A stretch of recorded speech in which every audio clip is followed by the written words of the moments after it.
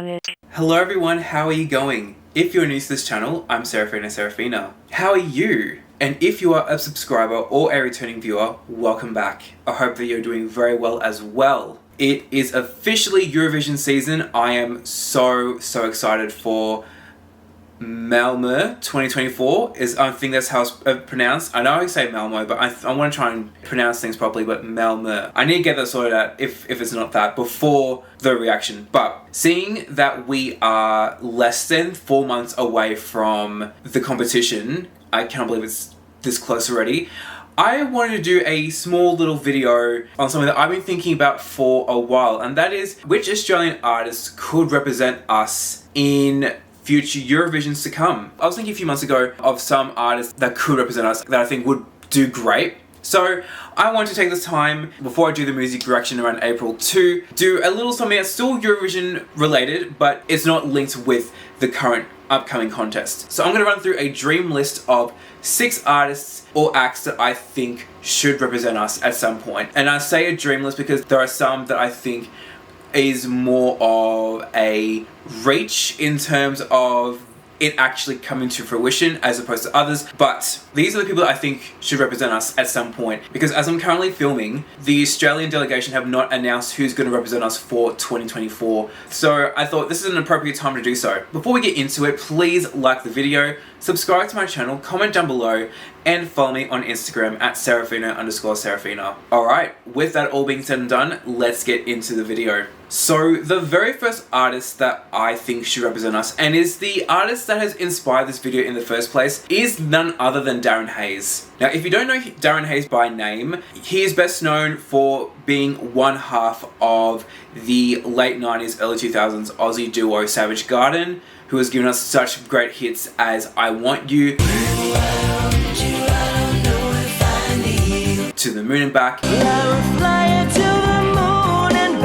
Truly, Madly, Deeply, I wanna stand with you on the mountain, I Knew I Loved You, I knew I loved you before I met you, Affirmations, I believe in karma, what you give is what you get returned. The list goes on. His vocals have helped to bring all these songs to life, and once Savage Garden disbanded in 2001, he pursued a solo career. His debut single, Insatiable, was a top 5 hit in Australia in 2002.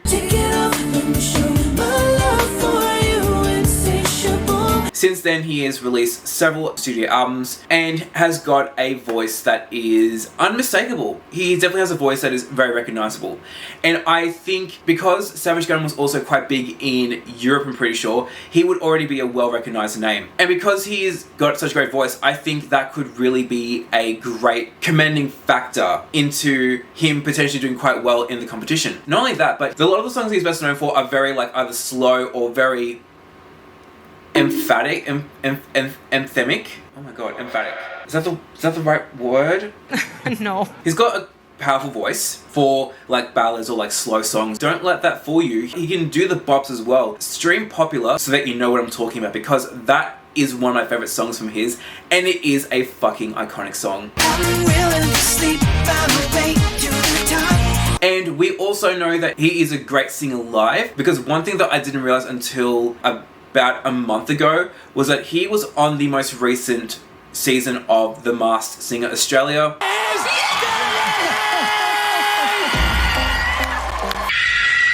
Yes! Yes! Where he placed second as the Grim Reaper. And I heard his voice in a commercial at one point, not knowing it was him, and yeah, he can sing live. So that would work so well.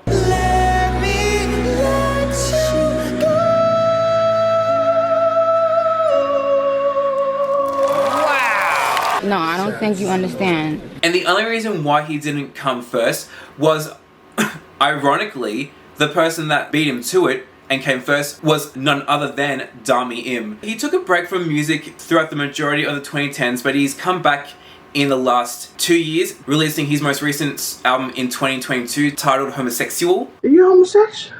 I had heard a few songs from it when it was released, and it's definitely reminiscent of 80s dance music. Let's try being love.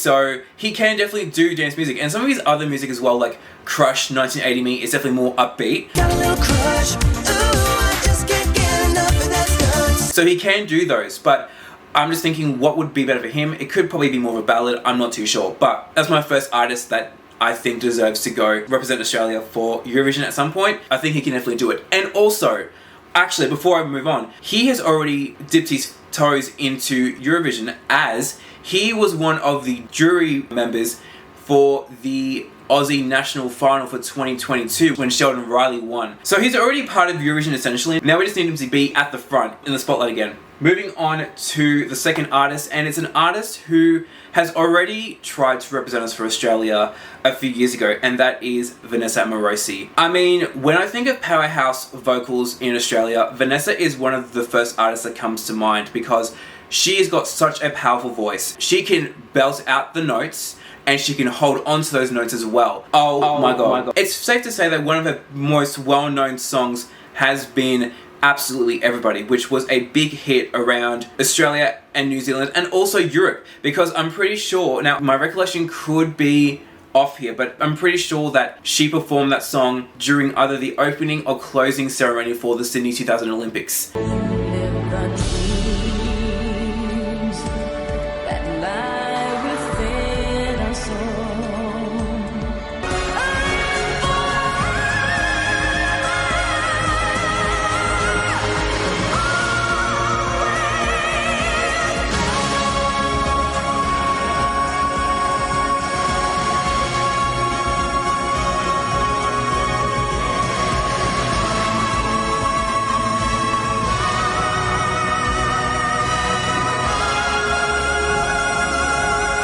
Yes, queen.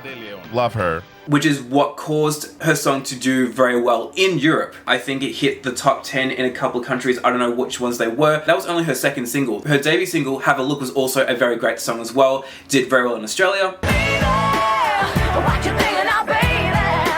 And since then, she has given Australia a lot of big hits throughout the 2000s as well. Some of her most notable ones have been Perfect in 2008. In my dreams, you were perfect. And This Is Who I Am in 2009. This is who I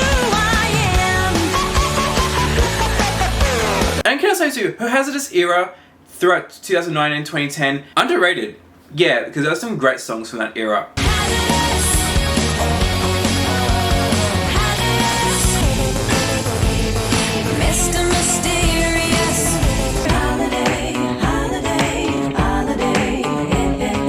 After 2011, she went out of the spotlight after, I think, her upcoming album in 2011 or 2012 titled V got shelved and never was released. And then for the majority of the 2010s, she was absent until 2019 when she came back out of nowhere with Heavy Lies the Head, I think. Heavy lies the head, tell me what you did.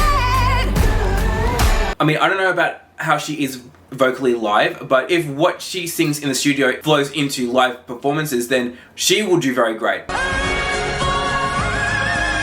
And like I said just before, she also tried to put her hat in the ring for Eurovision in 2020. She put in the song Lessons of Love.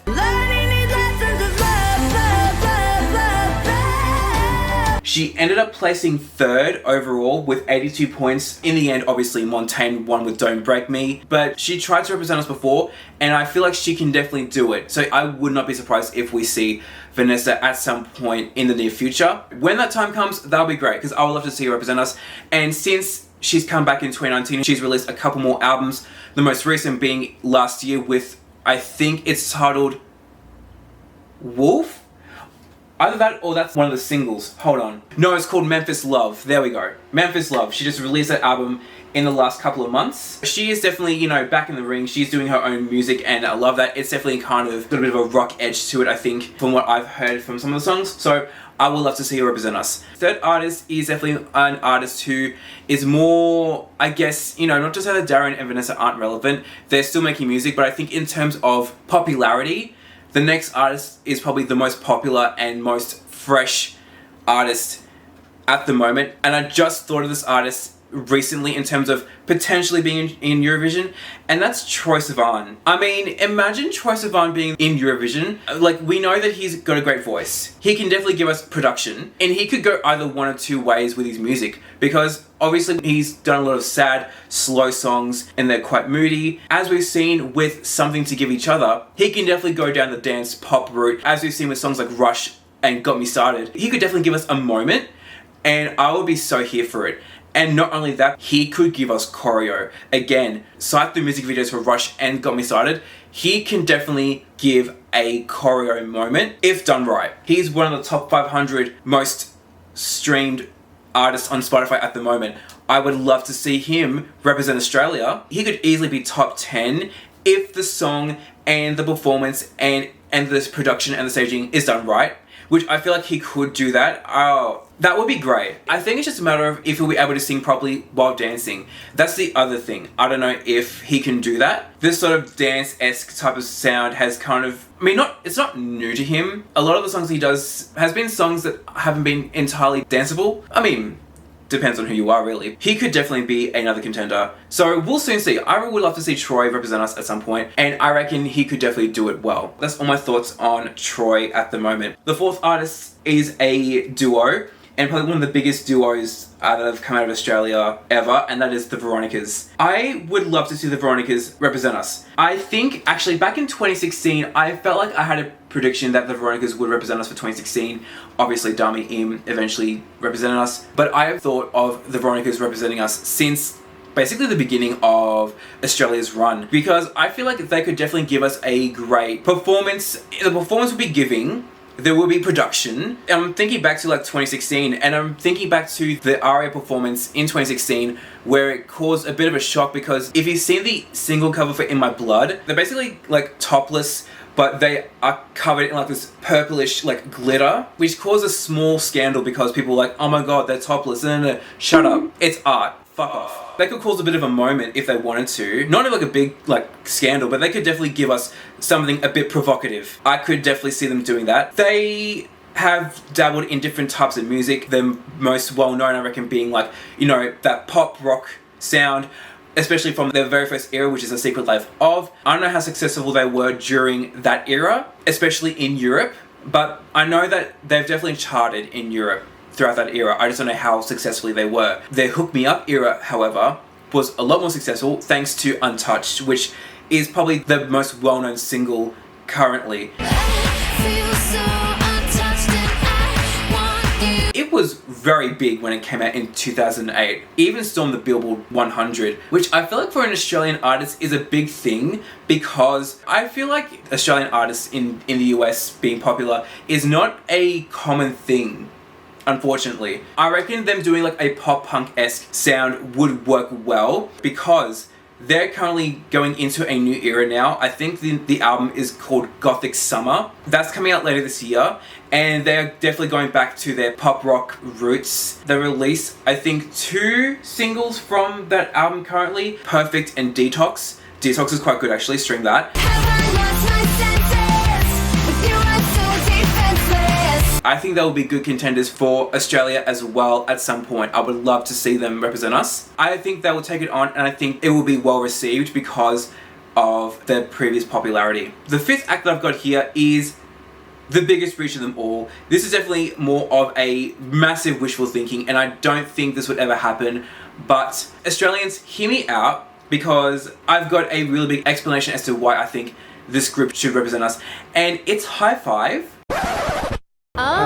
Alright, hear me out. Actually, I need some water before I start. If you don't know who High Five are, they were a children's pop group that was around from the late 90s all the way up until the late 2010s. And they had their own show that ran from 1999 until around circa 2012, which, you know, teach kids about different things. And they had songs of the week that would match like the theme for that week in what they were learning about. But where High Five separates from a lot of other children's bands is that their songs are solely designed to be like pop music. And that was the intention. All you need to know now is that I've listened to High Five recently again for nostalgia and listening back to those songs, because I used to love High Five so much back in the early 2000s.